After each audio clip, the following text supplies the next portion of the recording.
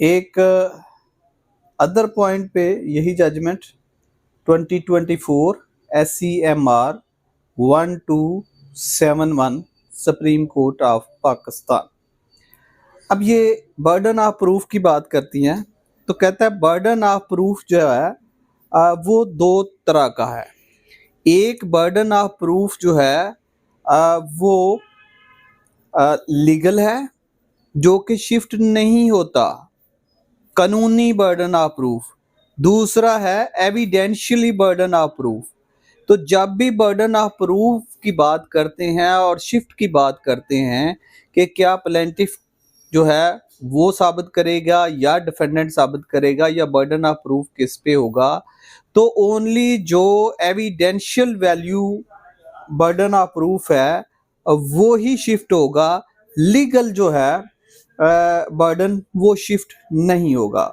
इसके बारे में जी evidence burden of proof, legal burden and evidential burden. Distinction: phrase burden of proof has two meanings. One, the burden of proof as a matter of law, and pleading, that is legal burden. अब matter of law है, law क्या कह रहा है, और pleading क्या है, ये लीगल बर्डन के सेंस में आएगा। And the other the burden of establishing a case, that is evidential burden, के केस बनता है नहीं बनता है, उसके पास कितनी एविडेंस है, तो ये एविडेंशियल बर्डन है। अगेन एविडेंशियल बर्डन जो है ये ओनली शिफ्ट होता है, लीगल बर्डन शिफ्ट नहीं होता।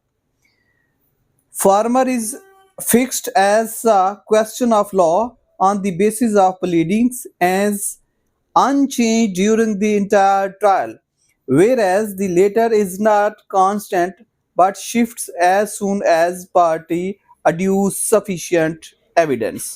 तो अब इस जजमेंट में क्लियरली कहा गया कि ये बर्डन ऑफ प्रूफ दो किस्म का है, एक लीगल है और दूसरा जो है एविडेंशियल वैल्यू के हिसाब से है। एविडेंशियल वैल्यू के हिसाब से बर्डन ऑफ प्रूफ जो है वो शिफ्ट होगा, ना कि लीगल। लीगल जो है हमेशा प्लेंटिफ पे ही रहेगा।